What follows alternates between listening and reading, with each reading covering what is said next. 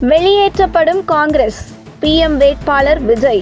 ஜெயலலிதா பார்முலாவில் தாவேக கூட்டணியில் அங்கம் வகித்து தாவேக அமைச்சரவையில் 2 அமைச்சர்களும் பெற்று ஒரு ராஜ்யசபா எம்பியும் தாவேகவிடம் பெற்ற காங்கிரஸ் கட்சி வழக்கம் போல தன்னுடைய சுயரூபத்தை தாவேகவிடம் காட்டத் தொடங்கியிருக்கிறது.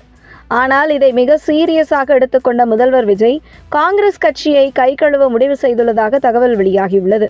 இந்தியா முழுவதும் காங்கிரஸ் கட்சி யாருடன் கூட்டணி அமைத்து போட்டியிட்டதோ அந்த கட்சிகள் அனைத்தும் அந்த மாநிலத்தில் ஆட்சியை இழந்து தங்கள் அடையாளத்தை இழந்து வருகிறது. மேலும் இந்தியாவில் ஒரு சில மாநிலத்தை தவிர்த்து காங்கிரஸ் கட்சி தான் இருந்த இடம் தெரியாமல் காணாமல் கரைந்து கொண்டிருக்கிறது. குறிப்பாக தமிழகத்தில் காங்கிரஸ் கட்சியால் தனித்து நின்று ஒரு கவுன்சிலர் தொகுதி கூட வெற்றி பெற முடியாத நிலைதான் உண்டு. மேலும் ஊருக்கு காங்கிரஸ் கட்சியினர் 4 பேர் கூட இல்லாத நிலையில்தான் தமிழகத்தில் காங்கிரஸ் கட்சியின் நிலைமையும் கூட. அப்படி இருக்கையில் கடந்த 10 வருடங்களாக தமிழகத்தில் திமுக மீது சவாரி செய்து தன்னுடைய இருப்பை காட்டிக்கொண்டு வந்த காங்கிரஸ் கட்சி தேர்தல் முடிந்ததும் மரம் விட்டு மரம் தாவும் குரங்கு போல, நிறத்திற்கு ஏற்றாற்போல் மாற்றிக்கொள்ளும் பச்சோந்தி போல திமுகவிலிருந்து தாவேகவுக்கு தாவியது காங்கிரஸ் கட்சி. ஆனால் தமிழகத்தில் ஒரு 4 பேர் கூட இல்லாத காங்கிரஸ் கட்சிக்கு அமைச்சரவையில் 2 அமைச்சர் கொடுத்தது மட்டுமல்லாமல் ஒரு ராஜ்யசபா எம்பியும் கொடுத்தார் முதல்வர் விஜய்.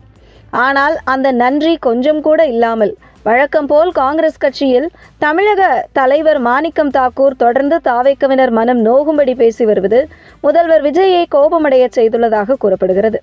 சமீபத்தில் தாவேக அமைச்சர்கள் அடுத்த பிரதமர் விஜய்தான் என பேசி வருவது குறித்து பேசிய காங்கிரஸ் தலைவர் மாணிக்கம் தாக்கூர், காங்கிரஸ் தயவில்தான் தாவேக ஆட்சியில் உள்ளது, காங்கிரஸ் தயவில்தான் அமைச்சர்களாகவும் அவர்கள் இருக்கிறார்கள் என திமிராக மாணிக்கம் தாக்கூர் பேசியுள்ளார்.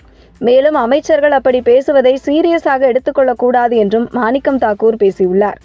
அது மட்டுமல்லாமல் எம்பிக்கள் எப்போது தாவேகவுக்கு இருக்கிறார்களோ அப்போதுதான் அவர்கள் இந்தியா கூட்டணியில் இடம்பெறுவார்கள் என்றும் தாவேகவுக்கு ஒரு எம்பி கூட இல்லை என மறைமுகமாக சாடியிருந்தார் மாணிக்கம் தாக்கூர்.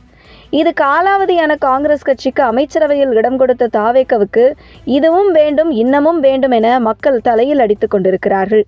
இந்த நிலையில் தற்பொழுது ஜெயலலிதா பார்முலாவை கையில் எடுத்துள்ள முதல்வர் விஜய் கடந்த 2014 நாடாளுமன்ற தேர்தலில் காங்கிரஸ் பாஜக 2 கட்சிகளுடன் கூட்டணியில் இல்லாமல் தமிழகம் முழுவதும் தனித்து போட்டியிட்டு மோடியா லேடியா என தீவிர பிரச்சாரத்தின் மூலம் 37 தொகுதிகளில் வெற்றி பெற்று தன்னுடைய ஆளுமையை நிரூபித்தார் ஜெயலலிதா.